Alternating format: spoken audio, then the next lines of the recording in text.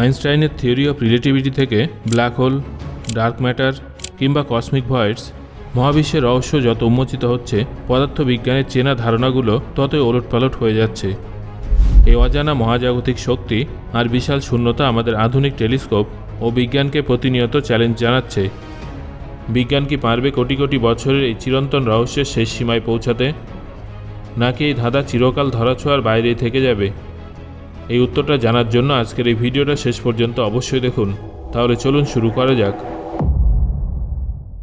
কল্পনা করুন আপনার ঘরের সব কিছু দৃশ্যমান, কিন্তু তার মাঝেই লুকিয়ে আছে সম্পূর্ণ অদৃশ্য এক জগৎ। আমাদের মহাবিশ্বের ক্ষেত্রেও ঠিক এমনটাই ঘটছে।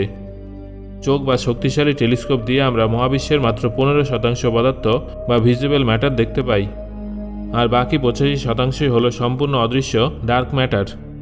এটা আলোর সাথে কোনো মিথস্ক্রিয়া করে না বলে একে সরাসরি দেখা না গেলেও এর মহাকর্ষীয় প্রভাবের কারণে একে শনাক্ত করা সম্ভব হয়েছে।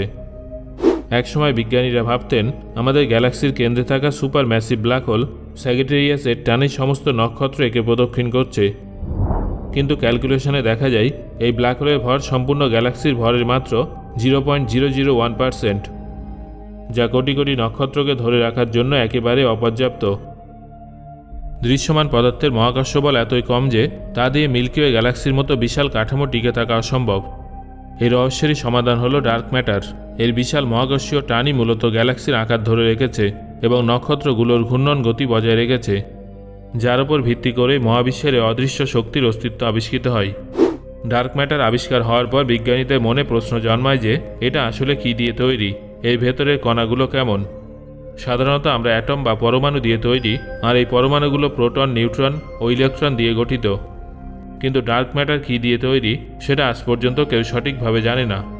তবে কিছু বিজ্ঞানীরা বিশ্বাস করেন যে ডার্ক ম্যাটার অত্যন্ত ছোট, হালকা এবং খুবই দুর্বল মিথস্ক্রিয়া সম্পন্ন কণা দিয়ে তৈরি হয়েছে, যাদের WIMPs weekly interacting massive particles বলা হয়। কিন্তু আসল টুইস্ট তখন আসে যখন কয়েকজন বিজ্ঞানী প্রশ্ন তোলেন যে ডার্ক ম্যাটার হালকা না হয়ে যদি অনেক ভারী হয় তাহলে কি হবে। আর ঠিক এখান থেকেই শুরু হলো হেভি ডার্ক ম্যাটার হাইপোথিসিস। কিন্তু হেভি ডার্ক ম্যাটার আসলে কি? চলুন একটা উদাহরণের মাধ্যমে বোঝা যাক। ধরা যাক একটা দাড়িপাল্লার এক পাশে লক্ষ লক্ষ বালুকণা আছে আর অন্য পাশে মাত্র কয়েকটা বড় পাথর আছে। সংখ্যায় কম হলেও দুপাশের ওজন কিন্তু সমান হতে পারে। হেভি ডার্ক ম্যাটারের বিষয়টা ঠিক তেমনই। এই থিওরি অনুযায়ী ডার্ক ম্যাটার কোনো হালকা কণা নয়, বরং বিশাল ভারী কণা দিয়ে তৈরি। আর এত ভারী হওয়ার কারণেই হয়তো এটা আমাদের সমস্ত প্রযুক্তির ধরাছোঁয়ার বাইরে রয়ে গেছে। আসলে আজ পর্যন্ত ডার্ক ম্যাটারকে হালকা কণা ধরে নিয়ে সমস্ত যন্ত্রপাতি তৈরি করা হয়েছিল, কিন্তু আজ পর্যন্ত এই নিয়ে যত পরীক্ষা হয়েছে তার কোনোটাতেই সাফল্য না পাওয়ায় বিজ্ঞানীদের একাংশ এই ভারী কণার তত্ত্বটা নিয়েই ভাবছেন। তবে ডার্ক ম্যাটার যদি সত্যি ভারী হয় তাহলে ধরে নিতে হবে যে আদি মহাবিশ্বে গ্যালাক্সি তৈরির প্রক্রিয়া আজকের প্রচলিত ধারণার তুলনায় সম্পূর্ণ ভিন্নভাবে তৈরি হয়েছিল, যার ফলে আমাদের মহাজাগতিক ইতিহাসের বই নতুন করে লিখতে হবে, যা বিগ ব্যাং থিওরিকেও বদলে দিতে পারে। যদিও বিজ্ঞানীদের মতে বিগ ব্যাংয়ের প্রথম সেকেন্ডের 10 লক্ষ ভাগের 1 ভাগের মধ্যে চরম তাপমাত্রা ও ঘনত্বের কারণে এই হেভি ডার্ক ম্যাটার তৈরি হয়েছিল। এটা সত্যি প্রমাণিত হলে বোঝা যাবে যে আমাদের চেনা পদার্থ বিজ্ঞানের নিয়মের বাইরে গিয়ে এই মহাবিশ্বের জন্ম হয়েছে, এবং তখন আইনস্টাইনের গ্র্যাভিটেশনাল থিওরি থেকে শুরু করে প্রতিটা মহাজাগতিক তত্ত্বই বদলে যাবে। অবশ্য ডার্ক ম্যাটার হালকা নাকি ভারী সেটা নিয়ে বিজ্ঞানীরা এখনও নিশ্চিত নন, কারণ কোনোটাই আজ পর্যন্ত সরাসরি শনাক্ত করা যায়নি। এই হেভি ডার্ক ম্যাটার খুঁজে পাওয়ার জন্য আমাদের বর্তমান প্রযুক্তির চেয়ে শত কোটি গুণ বেশি সংবেদনশীল ডিটেক্টর প্রয়োজন, যা কোটি কোটি কণার মহাসমুদ্র থেকে একটিমাত্র ডার্ক ম্যাটারের কণা খুঁজে বের করতে পারবে। তবে হেভি ডার্ক ম্যাটারের এই হাইপোথিসিসকে আমাদের পার্টিকেলের স্ট্যান্ডার্ড মডেল সাপোর্ট করে না।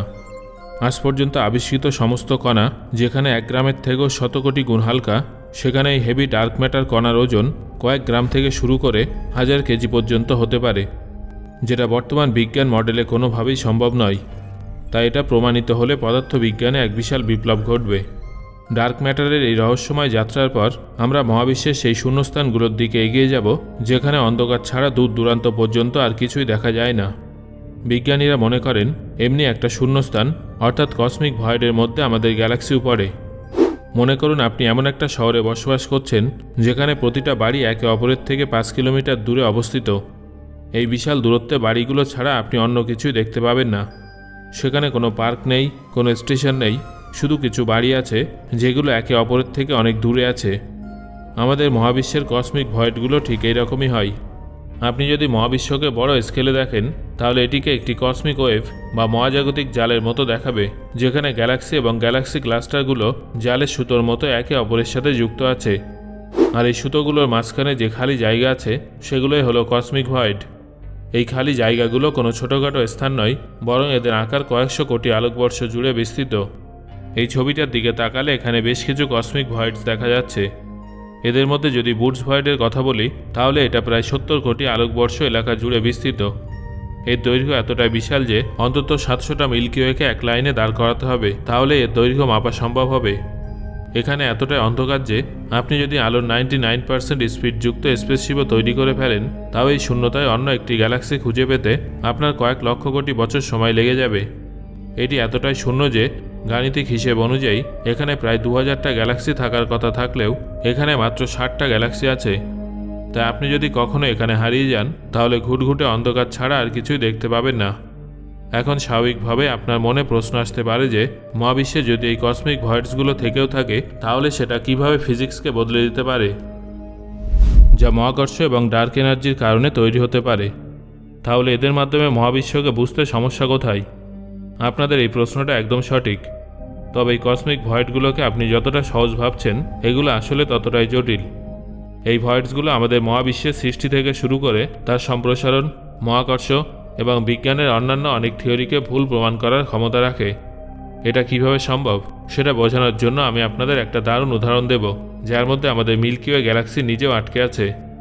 আমি আপনাকে এর একটা চমৎকার উদাহরণ দেব এবং এমন একটা সুপার ভয়েডের দিকে নিয়ে যাব যেখানে আমাদের মিল্কি ওয়ে গ্যালাক্সিও ফেসে আছে। এটা 2 বিলিয়ন আলোকবর্ষ জুড়ে বিস্তৃত দ্য লোকাল হোল বা কেবিসি ভয়েড। এই বিশাল শূন্যস্থানে আমাদের মিল্কি ওয়ে থেকে শুরু করে অ্যান্ড্রোমিডা এবং লোকাল গ্রুপের সমস্ত গ্যালাক্সি আছে। বিজ্ঞানীদের ধারণা অনুযায়ী আমাদের গ্যালাক্সি এই ভয়েডের কেন্দ্র থেকে প্রায় 10 কোটি আলোকবর্ষ দূরে অবস্থিত হতে পারে। এখন আমরা যদি সত্যি এই ভয়েডের ভিতরে আটকে থাকি তাহলে এটা নিশ্চিত যে আমরা আমাদের চারপাশে যে গ্যালাক্সিগুলো দেখছি সেগুলো আসলে আমাদের থেকে অনেক দূরে আছে। এই অবস্থায় সুপারনোভার দূরত্ব, মহাবিশ্বের বয়স কিংবা মহাবিশ্বের প্রসারণের হার নিয়ে আমরা যতটা হিসেব নিকেশ করছি সেগুলো সবই ভুল প্রমাণিত হতে পারে। কসমিক ভয়েডের মধ্যে থাকা বস্তুগুলো একে অপরের থেকে বেশ দ্রুত দূরে সরে যেতে থাকে, কারণ হাবেলস ল অনুযায়ী কোনো গ্যালাক্সি আমাদের থেকে যত বেশি দূরে থাকবে সেটা তত বেশি দ্রুত গতিতে আমাদের থেকে দূরে সরে যাবে। বন্ধুরা, কসমিক ভয়েড আমাদের শেখায় যে কখনো কখনো সবথেকে রহস্যময় সেটাই হয় যা সম্পূর্ণ খালি বা শূন্য থাকে। এটা আমাদের দেখায় যে মহাবিশ্বে কিছু না থাকাও ততটাই গুরুত্বপূর্ণ যতটা কিছু থাকা গুরুত্বপূর্ণ। আর মহাবিশ্ব সম্ভবত আমাদের সাথে সবথেকে বড় মজাটা এটাই করছে যে এটা আমাদের একটা মহাজাগতিক বুদবুদের মধ্যে বন্দী করে রেখেছে, আর আমরা ভাবছি এটাই বুঝি সম্পূর্ণ মহাবিশ্ব। সো বন্ধুরা, আজকের এই বিশেষ আলোচনা আপনার কেমন লাগলো সেটা অবশ্যই কমেন্ট করে জানাবেন। ধন্যবাদ।